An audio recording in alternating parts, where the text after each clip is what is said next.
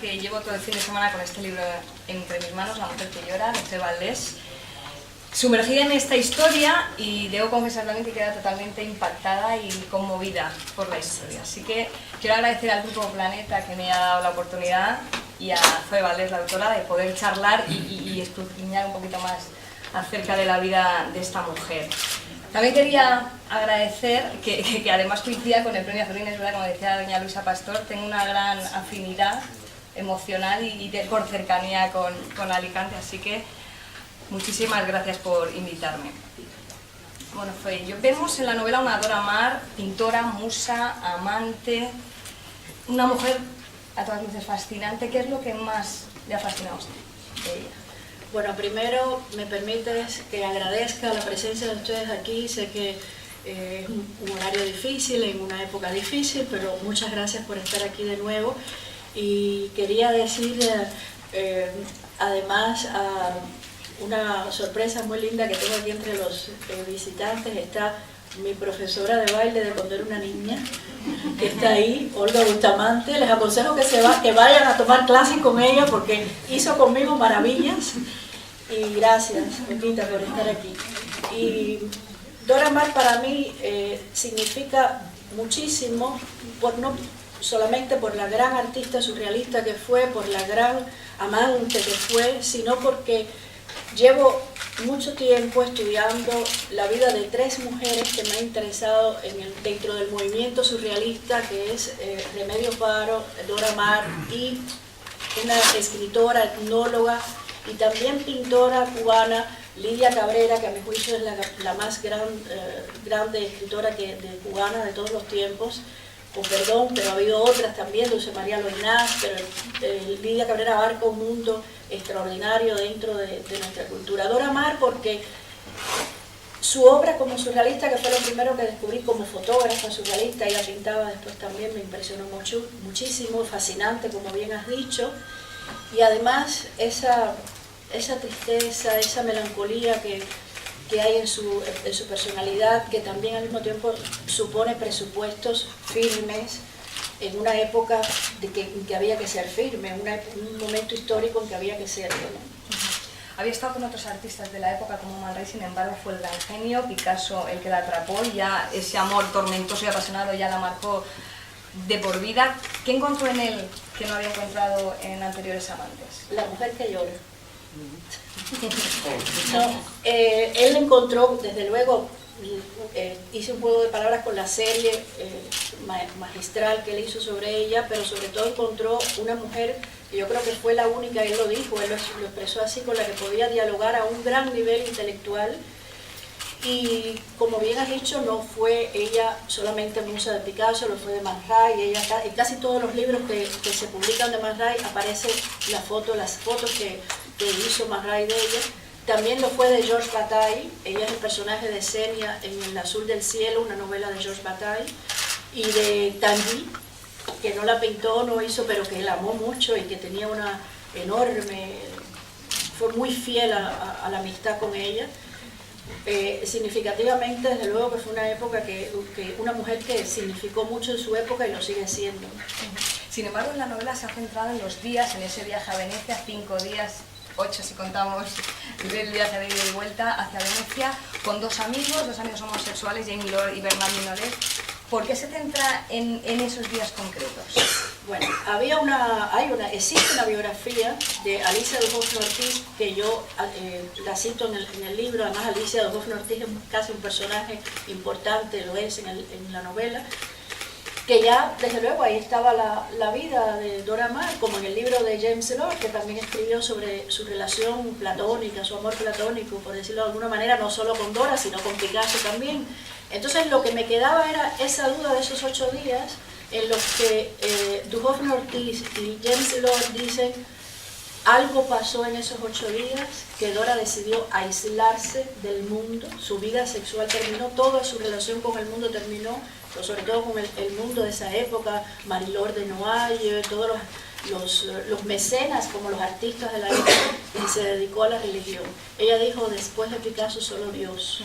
Pero no, fue después también de ese viaje. Yo creo que, claro, había esa fragilidad que tenemos nosotros tan hermosa, y que nos distingue, que es que yo creo que ella esperaba como mujer algo más de James Lord, que ella esperaba un acuerdo, una especie de pacto amistoso, un poco más allá, quizás una proposición matrimonial para vivir más o menos ellos como pudieran a su manera, y desde luego no ocurrió, porque Bernard Minoret y James Lord me lo confirmaron en las diferentes entrevistas. ¿Qué pasó en Venecia en ese viaje? Y Minoret me dijo: pues no pasó nada, íbamos 3 amigos, disfrutamos Venecia, y entonces de lo que se trataba era de reinventar lo que sucedió en ese viaje, y eso es la novela. Y finalmente fue una despedida, Sí, más que fue una despedida, sí.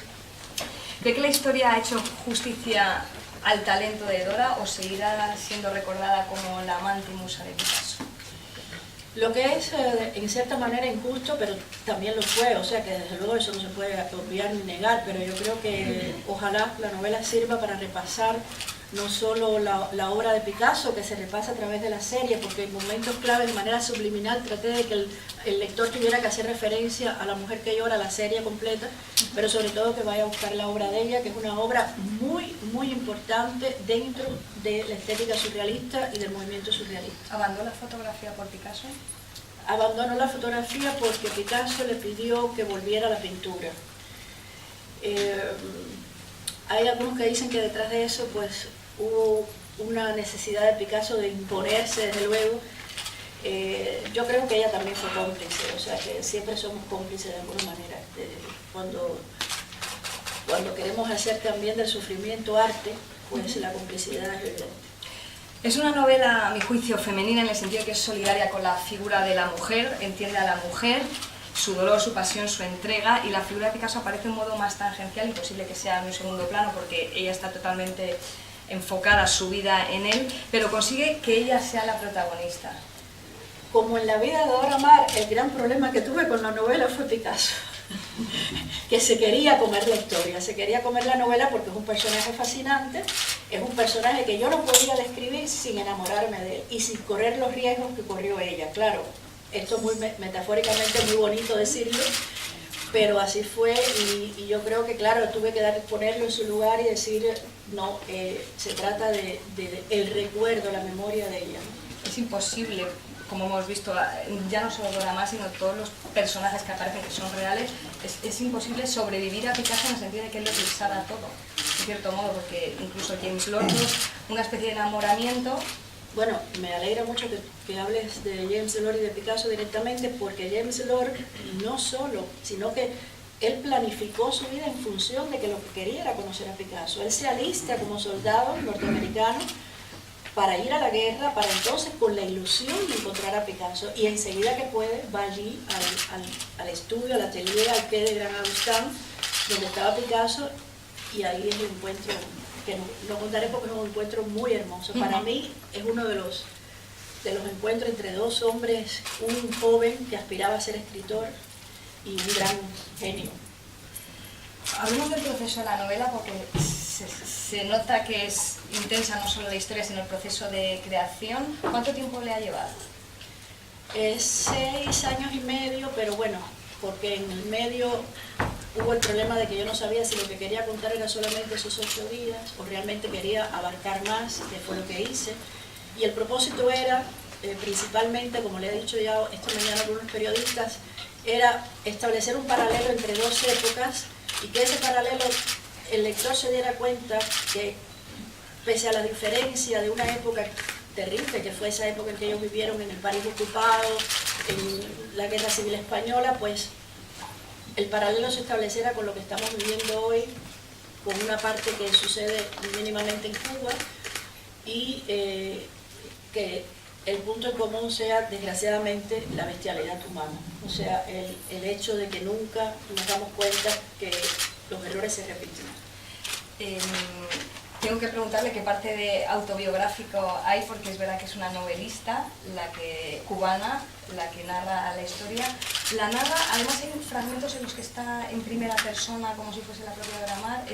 ¿Esto es porque ha sido un proceso cambiante? Sí, yo quería que el proceso fuera no solo el diario de un viaje, ese viaje a Venecia, sino el diario de la escritura, el diario del proceso novelístico, y que por momentos ellas se introdujera en mí, que el lector percibiera cómo es el proceso cuando un personaje atrapa al novelista y lo embulle, y pues por momentos yo fuera la que la dominara a ella y ella hablara a través de mí, que fue lo que quise hacer cuando usé la primera persona, hablando ella en primera persona.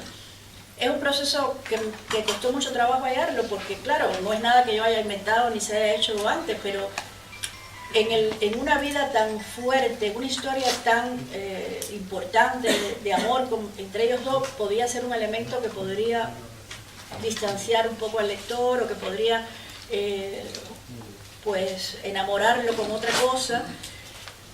Lo único que hice fue disminuir entonces el elemento estructural de la novela, ¿no? En función de la historia. Ha dicho antes que para poder contar la historia tuvo que enamorarse de Picasso, luego se ha atrevido, digamos, a dibujar ciertas debilidades del genio, es decir, no lo ha endiosado tanto como cabría esperar, o como todo alrededor parece que le encumbraba y todo el mundo caía a sus pies, digamos, rendido ante el talento en cuanto a la pintura. ¿Se ha podido reconciliar al menos con su obra? ¿Cómo ha sido el proceso de Zoe Valdés con respecto a Picasso? Sí. Bueno, yo a los 17 años escribí un libro muy pretencioso con un título Respuestas para vivir, eran más preguntas, bueno, hoy todavía son preguntas para vivir, y había un poema ahí, el libro está publicado, dedicado a Picasso. Yo amé mucho a Picasso y después me disgusté con él. Después le dije, ¿pero por qué has hecho esto? Y me puse muy brava con él. Pero ahora he vuelto a reconciliarme, y precisamente el detonante fue la exposición que se hizo en el Museo Picasso de París, donde se presentó Dora, Picasso, la obra de los dos y esos 10 años juntos. Y ahí me di cuenta que el proceso de sumisión, por decirlo de alguna manera, pues era consentido, o sea que yo no creo que ella padeció con la cabeza baja, no, yo creo que ella fue de sus mujeres, junto con François Gillot, probablemente de otra manera, porque François Gillot lo que hizo fue irse, ella también se le enfrentó, pero a riesgo de enfermarse, y se enfermó. Podríamos definir también, porque la relación se define quizá de una manera más idílica, romántica, como que tormentosa, pasional, pero se describen escenas en las que ella tenía que pasar por determinadas situaciones, presenciar ciertas escenas. Dora Maar, podríamos decir que fue una mujer maltratada por Picasso. Yo creo que fue primero maltratada por el momento en que vivía ese grupo surrealista de mujeres, pero no creo que Picasso la maltratara. Yo creo que Picasso sencillamente la desatendió, como desatendió a Max Jacob en un momento que fue muy terrible, que era propio de Picasso. Picasso huía, lo han dicho sus biógrafos, pero lo explicó ella también. En un momento dijo, bueno, Picasso huía, él decía que Guernica no era la guerra, que era la muerte. Picasso huía de la fragilidad, de la muerte, de la enfermedad. Y cuando Dora empieza a enfermarse psíquicamente, él es el primero que lo percibe, antes que ella misma. Y ahí es donde él empieza a desatenderla, ahí es donde él empieza a decir, de esto, probablemente esto no me hará bien, de manera egoísta, claro. Y ahí es cuando entra, digamos, el proceso de su entrada en el psiquiátrico. ¿De verdad cree que no fue ella, que Dora enloqueció o simplemente fue una manera de No, ella enloqueció, probablemente en la actualidad hubiera sido de otra manera tratada y vista de otra manera, pero al mismo tiempo, en ese instante a Picasso también le convenía que ella enloqueciera. Él lo dice, él le dice a Lacan, ponle un tratamiento para que olvide. Y se lo pusieron. Y ella no entra por sus propios pies, o sea, ella la conduce por Eluard, que era su mejor amigo, Picasso, desde luego, y Jacques Lacan. ¿Por qué cree? Muchos pensaron que se suicidaría, que no aguantaría la ausencia del gran genio. ¿Por qué cree que entregó su vida a Dios? La última parte de su vida, porque fue muy longeva además, murió con 90 años, una muerte natural. Yo creo que fue una manera, aislarse fue una manera de suicidarse, pero bueno, claro, viendo que otras dos mujeres se suicidaron después de la muerte de Picasso, pues es muy fácil decirlo así, ¿no? Pero para una mujer que era tan vital, que había tenido una presencia extraordinaria en el movimiento surrealista y en su época, pues desaparecer como lo hizo, yo creo que fue una opción elegante, pero al mismo tiempo violenta para ella. Para ella. El mayor maltrato lo recibió probablemente de ella misma, seguramente. Yo creo que, yo no diría maltrato, pero como era una mujer muy sacrificada, pues se impuso el sacrificio hasta el final. ¿Qué le gustaría que se recordara de Dora Maar? Usted que es una experta conocedora de su vida. James Delors decía que a ella no le hubiera gustado que se escribiera, que se la recordara a través de escritores, porque ella decía que los escritores eran unos traidores. Entonces yo creo que el mejor recuerdo es desde luego a través de su obra, ¿no? que habría que profundizar más a ella. Ojalá se pudiera, la novela sirviera para hacer una exposición de su fotografía aquí en España, o yo sé que son momentos difíciles, o de su obra pictórica, que es importantísima a mi juicio. Claro, ¿qué cualidades positivas destacaría de ella, más allá de la sombra alargada de Picasso? Porque ella era considerada, antes de que llegara Picasso a su vida, como la mejor fotógrafa surrealista de la época. ¿Qué destacaría, qué cualidades tenía ella, y sobre todo como mujer, un poco adelantada a su tiempo?